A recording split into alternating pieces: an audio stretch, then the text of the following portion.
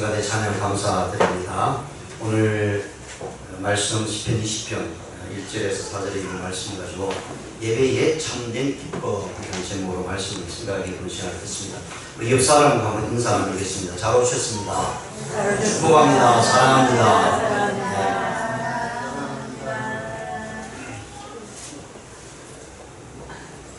오늘 예배에 드림에 있어서 참된 기쁨이 무엇인지를 우리가 한번 생각해 보면서 은혜를 나누고자 합니다. 우리 선생님이 가장 기뻐하는 학생은 혹시 누군지 아세요? 예? 말 잘 듣고 공부 잘하는 사람. 수업 시간에 말 잘 듣고 공부 잘하는 사람입니다. 자, 그러면 목사가 가장 기뻐하는 교인은 누구일까요? 예? 순종하는 사람. 예, 다 맞습니다. 예배를 잘 드리는 사람, 설교 잘 듣고 와서 그 설교 내용이 뭔지 서로 쉐어하는 그런 사람들이 목사가 보기에는 참 이쁘다라는 생각을 가지게 됩니다. 그렇다면 하나님은요, 이게 사람 쪽에서 이렇게 생각할 수 있지만 하나님께서 가장 좋아하는 사람은 누구일까? 순종하는 사람. 오늘 말씀대로 예배를 잘 드리는 사람이 하나님이 가장 기뻐하신다, 이렇게 우리가 생각해 볼 수가 있습니다. 요셉 케이브라고 하는 체코슬로바키아의 공산 통치 아래에 살아있을 때에 아주 유명했던 분입니다. 이분은 아버지는 학교에 있어요. 공산 사회였으니까 공산주의를 가르치는 교사였습니다. 그런데 이 어머니는 아주 독실한 크리스천이었습니다. 크리스천이다 보니까 이 요셉 케이브에게 언제나 하나님 앞에서 예배만큼은 잘 드려야 된다라는 이야기를 계속해 주었습니다. 어린 나이에도. 그래서 이 어린 나이에도 이 요셉 케이브는 하나님께 예배를 드리기 위해서요, 자그마치 자기 집에서요, 그 주일 아침에 3시간이나 걸리는 데를 기차를 타고 어디로 타고 갔냐면 프라하라고 하는 도시로 가게 됩니다. 3시간 기차를 타고 갔어요. 거기서 2시간 반을 예배를 드리고 끝나고 나면 다시 공원에서 한 2시간 정도 거기서 지내다가 식사를 하고 난 다음에 또 2시간 반 정도 오후에 드리는 예배에 참석하고요. 그리고 3시간이 걸려서 자기 집으로 돌아오게 된다는 것입니다. 이 요셉 케이브라고 하는 사람은 일주일에 한 번 드리는 이 예배를 그에게 있어서는 그 어떤 것보다도 소중히 여겼다라는 사실을 우리가 깨달을 수가 있습니다. 한 번 예배를 위해서 엄청난 대가를 지불하더라도 예배를 드리러 가야 되는 그런 모습의 요셉의 모습을 보면서 오늘날 우리의 시간들은 하나님 앞에 온전히 드리고 있고 정말 하나님 앞에 예배를 위해서 우리 자신을 드리고 있는가를 한번 의문을 가지고 질문해 볼 수가 있을 것입니다. 성경은 이렇게 얘기합니다. 사람이 내게 말하기를 여호와의 집에 올라가자 할 때가 내가 가장 기뻐하였다 라고 얘기합니다. 누군가가 나에게 예배드리러 갑시다 라고 하는 그 말을 들을 때 시편 기자는요, 하나님 앞에서 모든 사람에서 가장 기뻐했다라고 이렇게 이야기를 해주고 있습니다. 그렇습니다. 오늘날 살아가고 있는 현 시대의 많은 크리스천들이 여기에 걸림돌이 생기게 된다는 것입니다. 정말 예배를 드리러 가는데 기쁨을 가지고 가는가? 정말 하늘 앞에 나가는 예루살렘 성전을 향해서 나갈 때 거기에 기쁨이 있는가?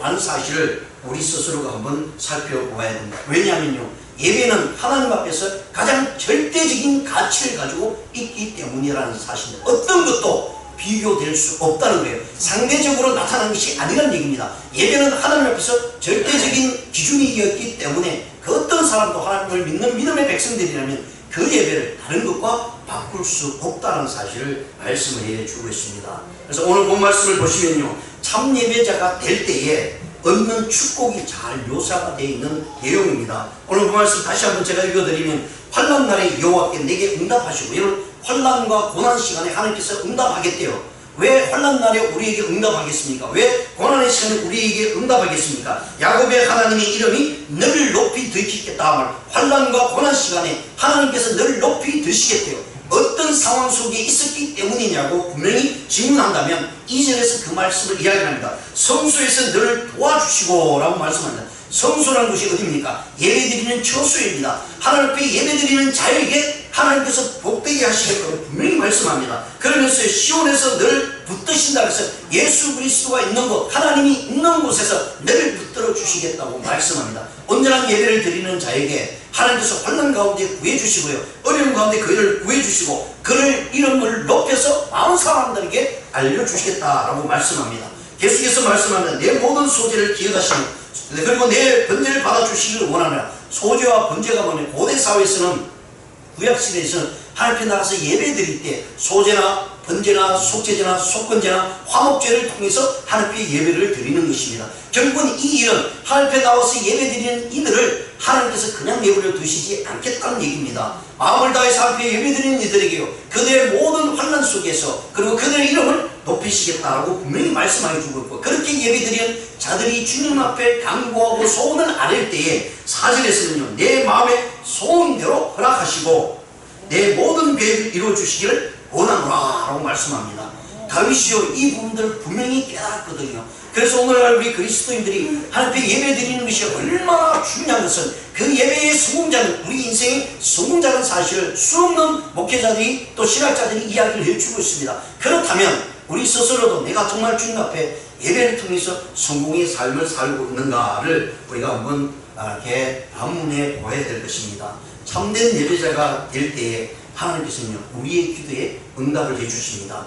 우리의 이름을 높여주십니다. 우리를 도와주십니다. 그리고 우리를 붙들어 주십니다. 그리고 우리의 눈물과 정성과 헌신과 땀 흘려 이르는 하나님 앞에 나서 감사드릴 때에 하나님께서 그 모든 것을 이루어주시겠다고 분명히 말씀을 해주고 있기 때문입니다. 여러분, 영어에서 예배는 워십입니다.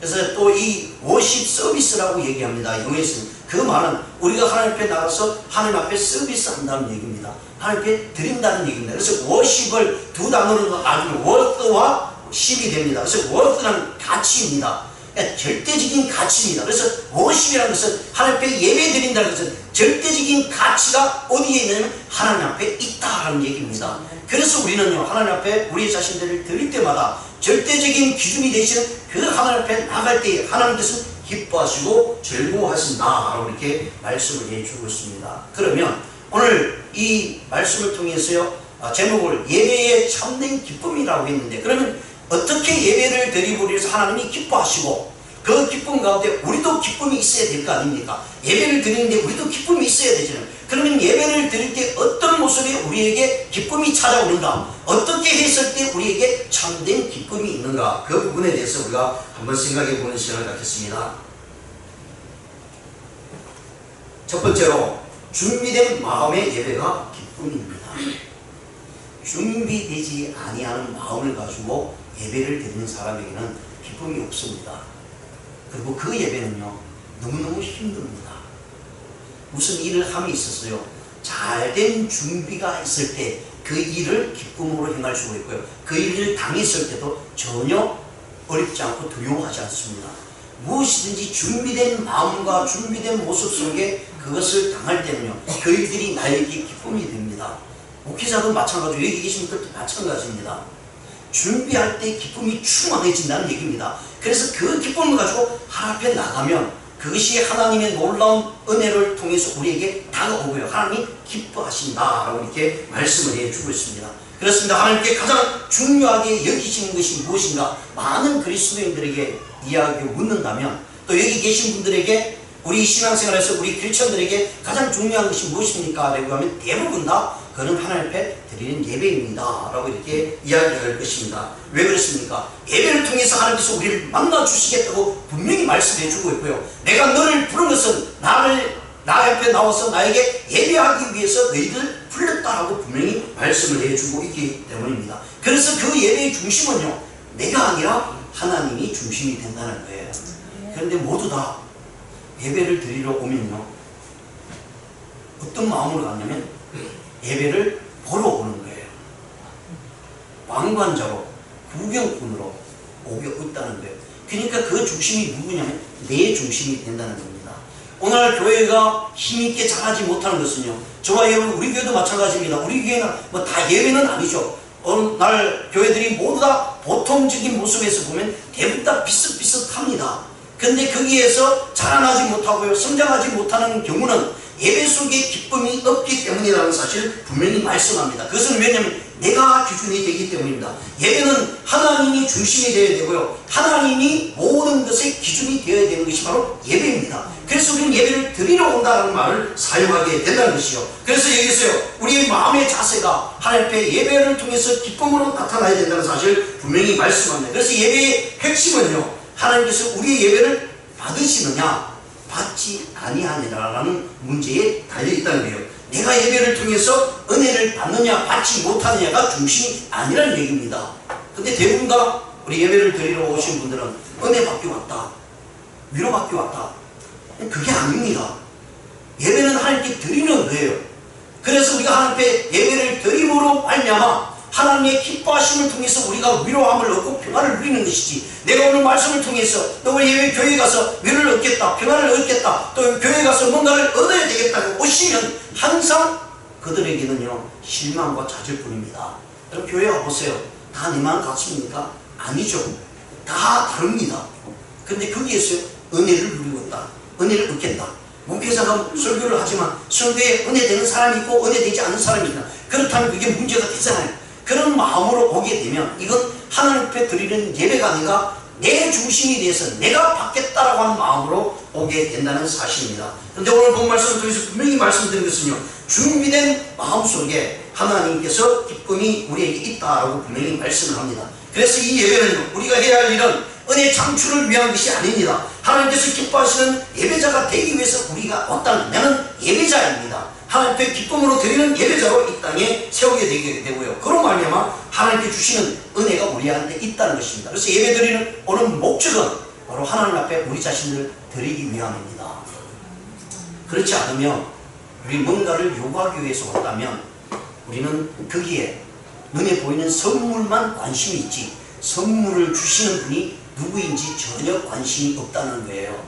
예, 선물 받는 게 얼마나 기쁩니까? 근데 정 감사해야 되고 정말 기뻐야 되는 선물을 주는 사람에게 내 마음과 내 정성을 드려야 된다는 얘기입니다. 그런데 모두 다 왔어요. 선물에만 문득 드리고 있다는 거예요. 주시는 분을 전혀 생각하고 있지 않다는 것이 오늘날 예배드리는 모습의 우리의 모습이 아닌가 이렇게 생각을 해봅니다. 그래서 예배를 받으시는 분은요, 하나님께서는 우리를 향해서 마음의 중심을 보고 계시기 때문입니다. 왜 그렇습니다? 하나님이시기 때문에 세상의 그 모양을 보시는 것이 아니라 먼저 우리의 마음의 중심이 하나님께로 온전히 가지고 있는가를 보고 계시다는 사실을 말씀을 해주고 있습니다. 성경 이사야 1장 13절에 보시면요, 헛된 재물을 다시 가져오지 말라. 분양은 내가 가정이 여기는 바요. 월삭과 안식일과 대회로 모이는 것도 그러하니 성령과 아울러 악을 행하는 것을 내가 견디지 못하겠다.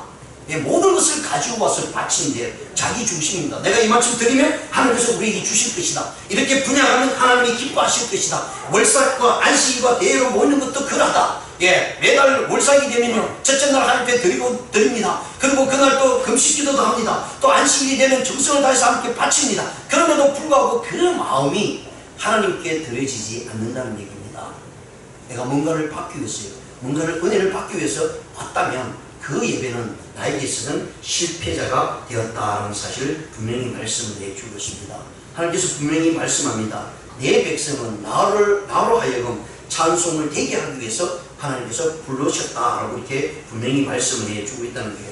진실한 마음이 없이 드려지는 예배는요, 또 회개의 눈물이 없어 드려지는 기도, 성령은요, 우리 안에 아무것도 행할 수 없다라고 말씀합니다. 성령을 무시하고 기도를 무시하고요, 하나님 앞에 찬양과 말씀의 모습 속에 온전히 보지 못한다면 우리의 마음은 하나님과 점점 멀어질 수밖에 없다라고 분명히 말씀을 합니다. 하나님의 마음이 없이 드려지는 물질과 예배를 기뻐하지 않는다는 것입니다. 왜냐? 하나님은 하나님이시기 때문이다 라고 말씀합니다. 오늘날 많은 이들이요, 거짓 예배자의 모습으로 살아가고 있다면 그 예배는 전혀 받아들이지 않습니다. 그렇다면 거기에는 예배드리는 자들에게는 실패의 삶을 살 수밖에 없다라고 분명히 말씀합니다. 그러나 참된 예배자는요, 어떻게 사는 줄 아십니까? 비록 죄의 유혹에 넘어졌다 할지라도요, 그것을 인해서 가슴을 치면서 회개합니다. 그리고 울분을 토하면서요, 그 유혹에 넘어가지 않게 해달라고 다시 한번 하나님 앞에 나가서 기도하는 사람이 참된 예배자입니다. 그리고 그 어떤 어려움 속에서도 하나님 이 유혹에 넘어가지 않고 온전히 하나님을 바라보고 내 자신을 드리겠다고 고백하는 이들에게 하나님 그들의 고백을 들어주시고 그들의 눈물을 닦아주신다라고 분명히 말씀을 해주고 있습니다. 그래서 이사야서 1장 18절에서는 여호와께서 말씀하시되 오라 우리가 서로 변론하자. 너희 죄가 주홍 같을지라도 눈과 같이 희어질 것이요 진홍같이 붉을지라도 양털같이 희게 되리라 라고 말씀합니다.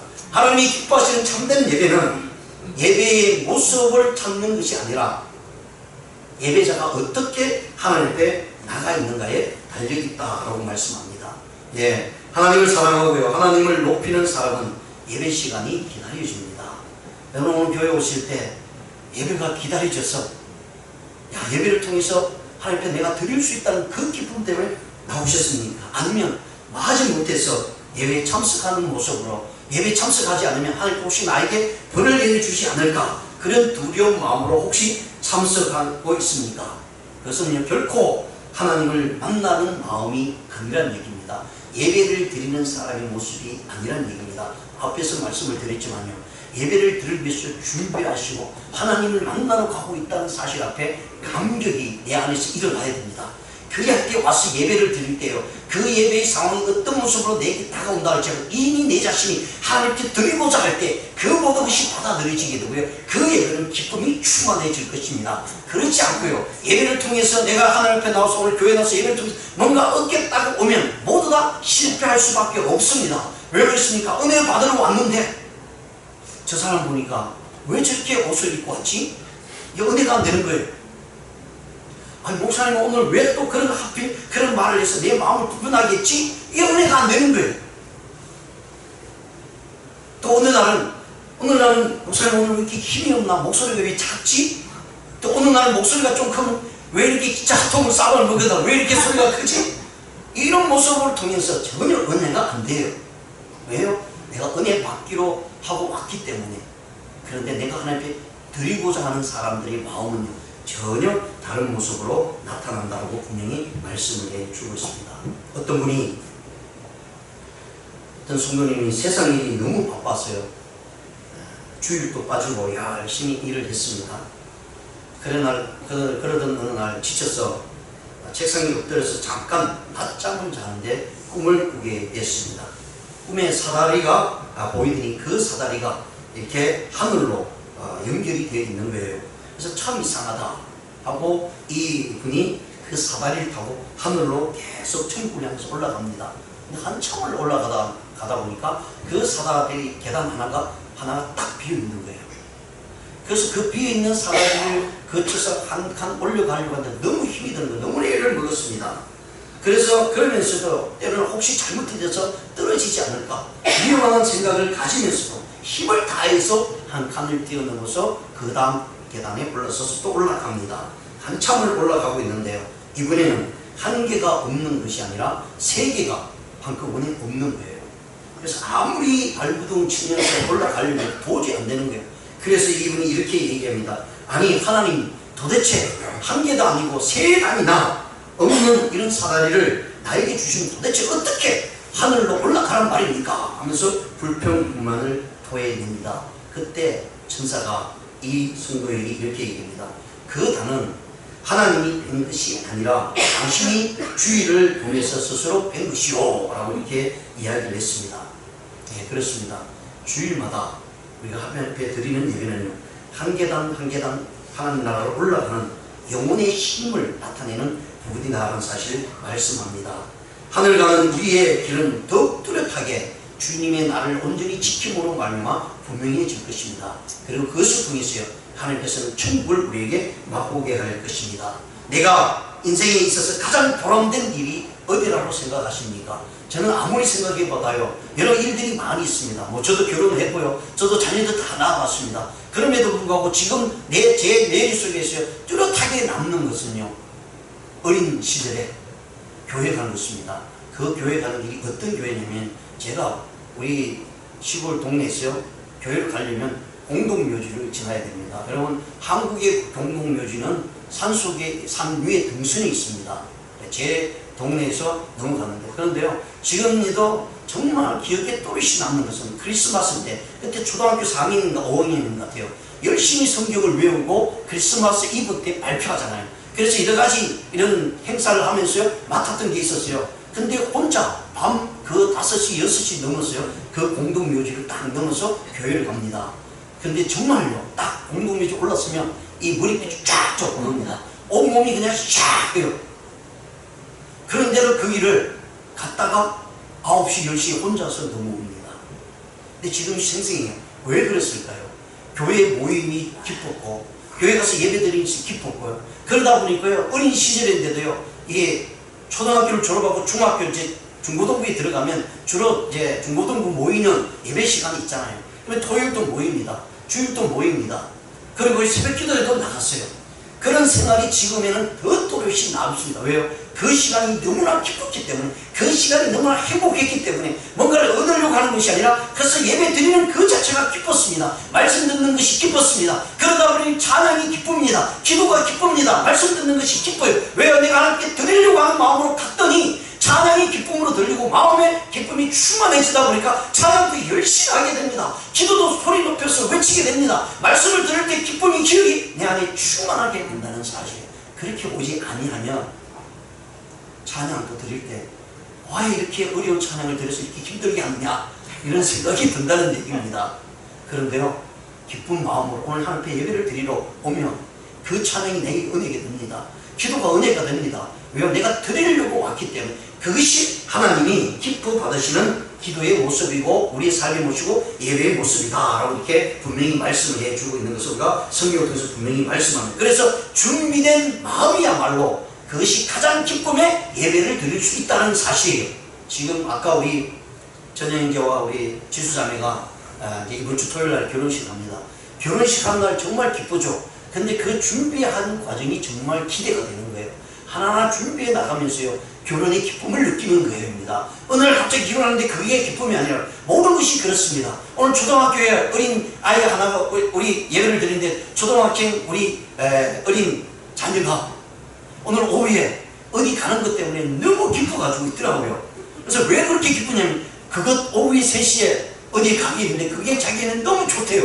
그러니까 미리 가서 딱 볼 때 그 기쁨보다 지금 준비하고 기대하고 있는 것이 너무나 기쁜 거예요. 그래 기대감을 가지고 기쁜 마음으로 가니까 얼마나 좋아요. 그러면 그것이 다 기쁘고 즐거운 거예요. 우리도 마찬가지입니다. 예배 드리러 올 때 집에서부터 오늘 콧노래를 부르면서 오늘 예배를 주일 주구나. 야 기다렸던 주일이다. 제가 저만 생각하고 있는지 모르겠어요. 하고 생각하면서 기쁜 마음을 준비하고 다 오면요, 정말 다 기쁘게 보는 거예요. 저분 보니까 기쁘고 이분 보니까 기쁘고 예배를 드리니까 하나님 앞에 예배 드리고 그리고 찬양 앞에서 찬양대가 성가대가 차는 것이 기쁘고 그래서 내 마음이 기쁨이 충만해서 하나님께 저절로 기쁨으로 드린다는 겁니다. 그것이 예배를 통해서 우리에게 주신 기쁨이라는 얘기입니다. 그런 마음으로 오지 않으면요, 예배는 실패작이 되고요, 성공하지 못합니다. 그리고 발길을 돌려서 밖에 나가면요, 세상이 이 어지럽고요, 사람 마귀가 득실거린 이곳에서 어떻게 이게 나갈 수 있겠습니까? 교회에서 힘을 얻어서 능력을 가지고 나가도요, 너무너무 힘든데 교회에 와서 예배드리는 것이 실패로 성공하지 못하고 돌아가면 그 발길조차도 세상과 싸움에 있어서 너무나 힘겨워서 정말 어렵고 고통 가운데 한 주를 보낼 수밖에 없다는 얘기입니다. 두 번째로요, 우리가 하나님 앞에 기쁨의 예배를 드리는 것은요, 드리는 것이 참된 기쁨입니다. 드리러 와야 된다는 사실 말씀을 해주고 있습니다. 어떤 집사님이 교회 집사님 직분을 까지 받으셨습니다. 그럼에도 불구하고 교회에 나가서 예배 드리는 것이 너무나 지겨웠습니다. 교회 가도 재미도 없고 또 설교 시간 너무나 길고 그래서 가도 뭐 재미도 없으니까 안 나가려고 하는 마음이 늘 있었어요. 그래서 주일만 되면 요리 피하고 조리 피해서 하여튼 이유를 들어서 어떻게든 안 나가려고 그렇게 했던 집사님입니다.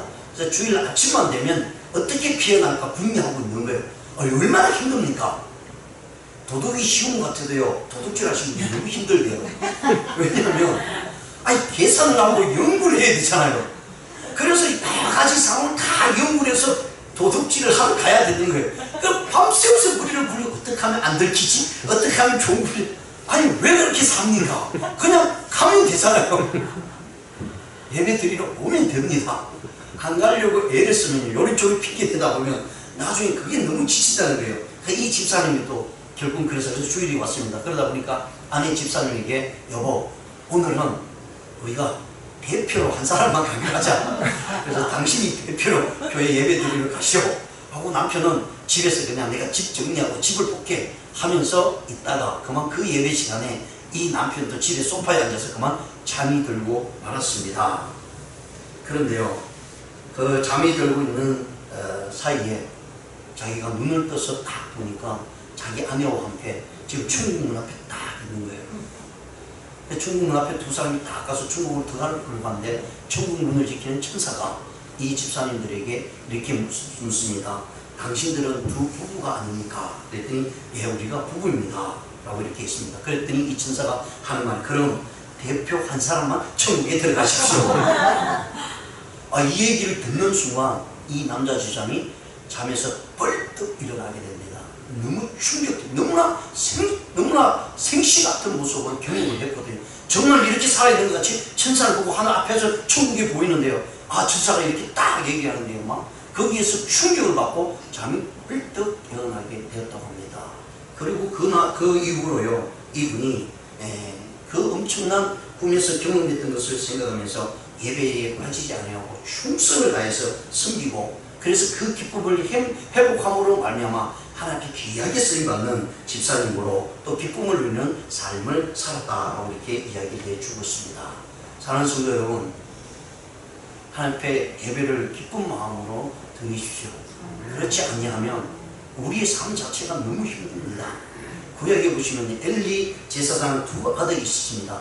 제사장이었습니다. 그리고 이 두 아들 역시 마찬가지로 제사장의 아들 자녀들은 제사장이 되게 되어 있습니다. 그게 아론 때의 자손들이 제사장으로 만들어 두었기 때문에. 그런데 홈리와 비느하스가 하나님 앞에 드리는 예배 제사예요. 자기의 것을 취하게 됩니다. 자기 것이 아니죠. 하나님의 것인데 좋은 것을 자기가 취하게 됩니다. 그러다 보니까 하나님이 진노를 사게 되어서요, 전쟁에 나가서 그만 죽고 말았습니다. 그렇습니다. 우리로 하여금 하나님이 원하시는 것은 다른 것도 없습니다. 정말 준비된 마음으로 우리가 드리는 모습으로 하나님께 나올 때 하나님의 놀라운 은혜가 우리 가운데 있다는 사실을 분명히 말씀을 해주고 있기 때문입니다. 그렇습니다. 저와 여러분이 하나님의 말씀 앞에 순종하고요, 하나님께 드리는 예배를 드릴 때에 거기에 하나님의 놀라운 감동이 들어지게 되고요, 감동이 우리에게 오게 된다는 것입니다. 그래 드릴 때 찬양이 달라지게 됩니다. 기도가 달라지게 됩니다. 하나님의 말씀에 들을 때 귀의 모습들이 달라지고요, 그 말씀이 우리에게 들어질 때 아멘으로 화답하는 놀라운 일들이 있게 되고요, 그것이 진짜 예배를 드리는 모습으로 우리에게 다가오고 있다는 사실을 분명히 말씀을 해주고 있다는 거예요. 그래서 우리가 항상 주님 앞에 나갈 때 그 예배를 드림으로 나가는 모습으로 될 때에 우리는 어떤 자리에 있어도요, 힘든 가운데서도 고통 가운데서도 반드시 승리의 삶을 살 수 있다는 사실입니다. 여러분, 오늘날 이 시대에 특히 우리 한국에서 살아가는 많은 그리스도인들은요, 정말 편하게 예배를 드립니다. 이런 좋은 장소에서요, 정말 시간에 맞게 내가 나와서 예배만 드릴 수 있는 시간이 얼마나 좋습니까? 그런데 모두 다 이 흔한 예배, 이 자유롭게 드릴 수 있는 이 예배를 거부하면서 살아가고 있다는 거예요. 모퉁이돌 선교의 창시자였던 이삭이라고 하는 목사님이 있습니다. 이분이 간증을 쓴 것을 보게 되면서요, 우리가 드리는 예배는 얼마나 복된 것인지를 확인해 주는 내용입니다.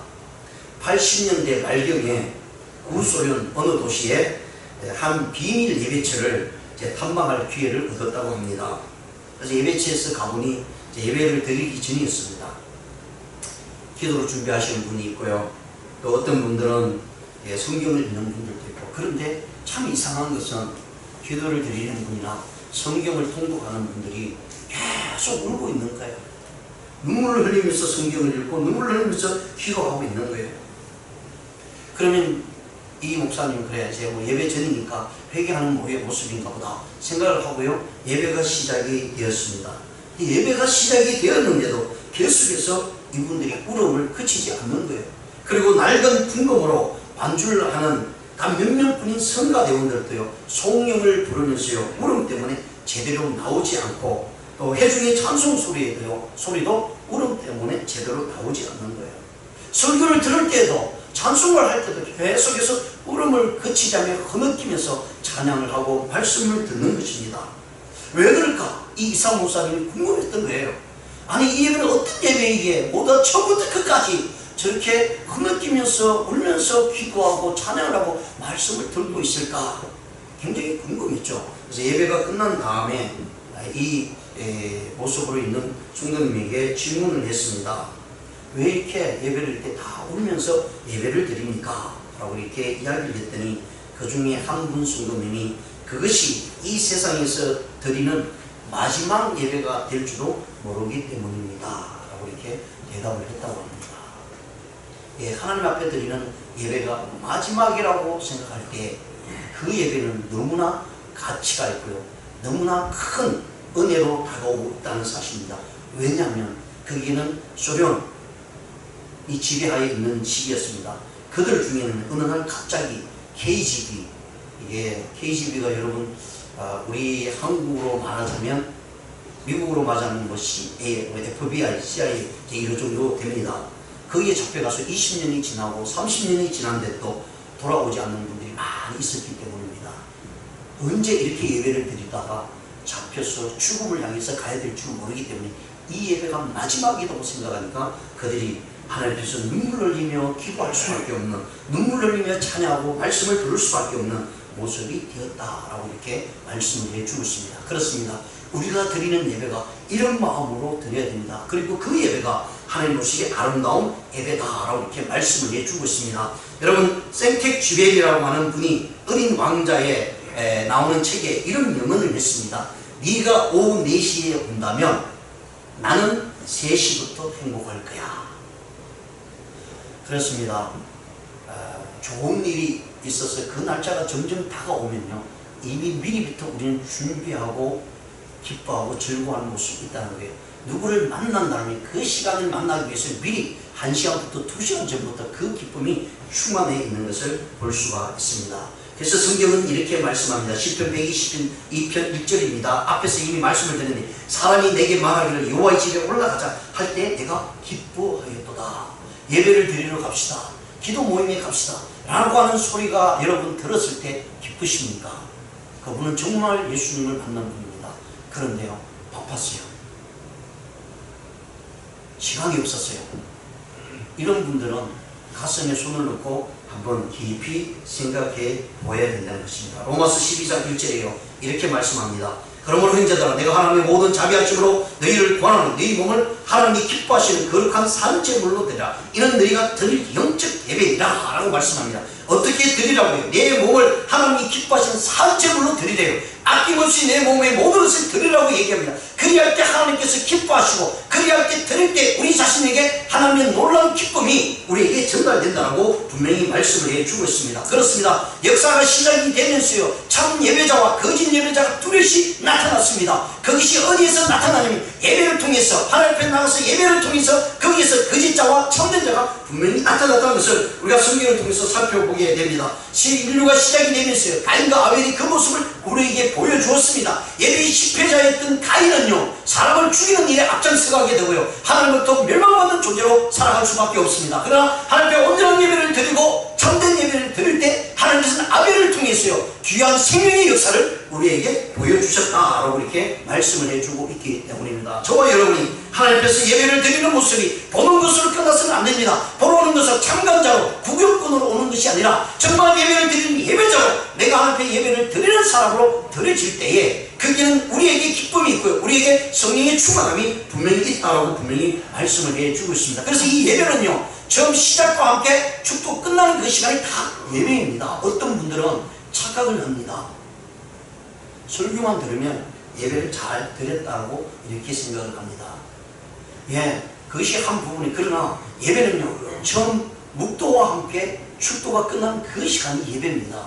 그래, 그 시간을 우리가 맞춰야 되고요, 그 시간 준비해야 됩니다. 예, 30분 전까지 오기는 힘이 들어도요, 적어도 15분 전까지는 와서 예배를 드리고 찬양으로 마음으로 준비하십시오. 준비하는 자에게 하나님의 은혜가 분명히 넘친다는 사실을 이미 경험한 사람들은 분명히 깨달을 것입니다. 그래서 우리는 그 준비하는 과정 속에 기도하고 말씀을 통해서 하나님 앞에 나가려고 하는 것이 하나님께서 주시는 은혜다라는 사실입니다. 설교만이 예배가 아니라는 것입니다. 다른 것이 다 액세서리로 붙어있는 것이 아닙니다. 하나하나가 찬송하는 것이요, 기도하는 것이, 간구까지도 하나님께서는 예배를 통해서 우리에게 보여주고 있다는 사실입니다. 그 하나하나가 중요하기 때문에 예배라는 두둑을 안에서요, 그 모든 것이 들어가 있고요, 그것이 하나님이 기뻐하시는 모습이다 라는 사실을 우리에게 말씀을 해주고 있습니다. 요한복음 4장 23절에 보시면요, 이렇게 얘기합니다.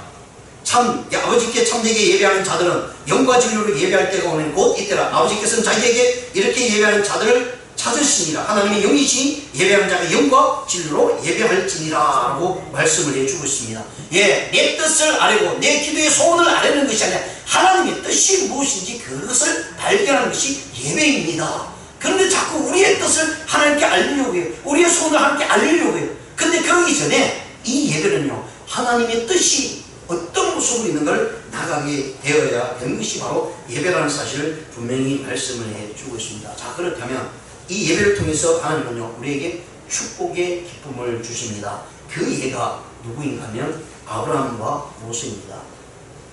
아브라함은 가는 곳마다 단을 쌓았습니다. 창세기 12장 7절과 7절에 보시면 여호와께서 아브라함에게 나타나 이르시되 내가 이 땅을 네 자손에게 주리라 하신 제가 자기에게 나타나신 여호와께 그가 그곳에서 제단을 쌓고 거기서 베델 동쪽 산으로 옮겨 장막을 치니 서쪽 베델이요 동쪽은 아이라. 그가 그곳에서 여호와께서 제단을 쌓고 여호와의 이름을 부르더니, 여러분, 아브라함 시대는요, 예배라는 규칙이 실제로 없습니다.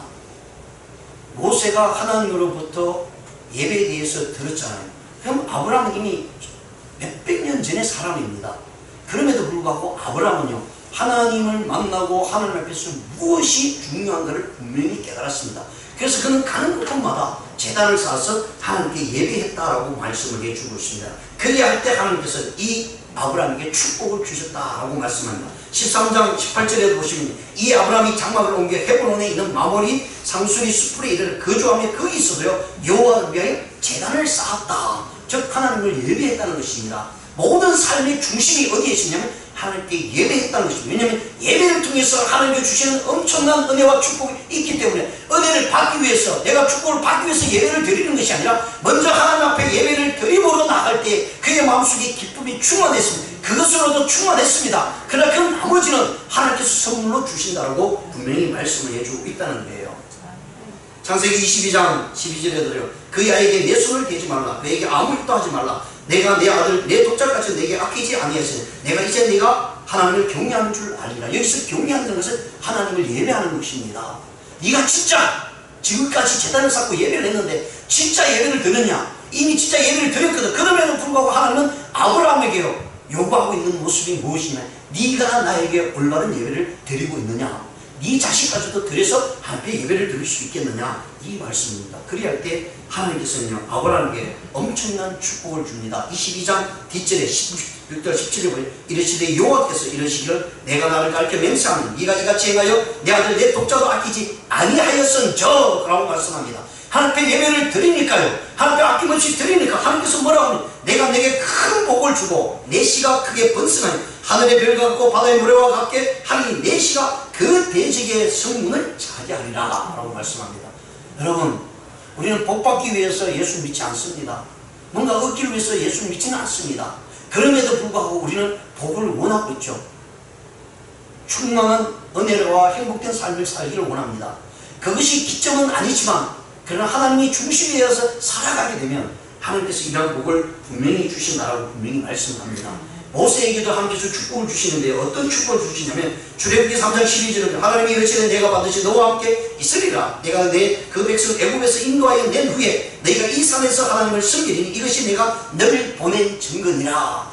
하나님께서 모세를 통해서 애굽에 있는 이스라엘 백성들을 끄집어낸 이유는 이스라엘 백성들 하여금 진짜 참된 예배를 드리게 하기 위해서 그들을 이끌어냈다라고 말씀합니다. 8장 20절에서 여호와께서 모세에게 이르시되 아침에 일찍 일어나 바로 앞에 서라. 그가 물 있는 곳으로 나오리니 그에게 이르기를 여호와께서 이와 같이 말씀하시고 내 백성을 보내라. 그러면 그들이 나를 섬길 것이다. 예, 하나부터 끝까지 구약의 처음부터요 요한계시록 끝까지 하나님께서 우리에게 요구하고 있는 것은요 참된 예배자를 찾고 있다는 거예요. 그 예배자가 하나님으로부터 충만한 은혜와 복을 받는다라고 말씀을 합니다. 9장 13절에서 여호와께서 모세에게 이르시되 아침에 일찍 일어나 바로 앞에 서서 그에게 이르기를 우리 사람의 하나님 여호와의 말씀에 내 백성을 보내라. 그들이 나를 섬길 것이다. 하나님 계속해서 이스라엘 백성들에게서 요구하고 있는 것은 예배를 요구하고 있다는 사실입니다. 이사야서 43장 21절에 보시면 이 백성은 내가 나를 위하여 지었나니 나를 찬송하게 하려 함이라. 즉 하나님 앞에 예배하기 위해서 저와 여러분을 불러주셨다는 것입니다. 그러면 사랑하는 성도 여러분, 준비하는 마음으로 하나님 앞에 예배를 준비하십시오. 그리고 내 자신 하나님 앞에 드립시오. 그러면 반드시 아브라함과 모세에게 주신 그 축복이 우리의 삶 속에도 반드시 일어난다는 사실을 믿고 나가는 저와 여러분 되시기를 주님의 이름으로 축원드립니다. 기도드리시겠습니다. 하나님 아버지 감사합니다.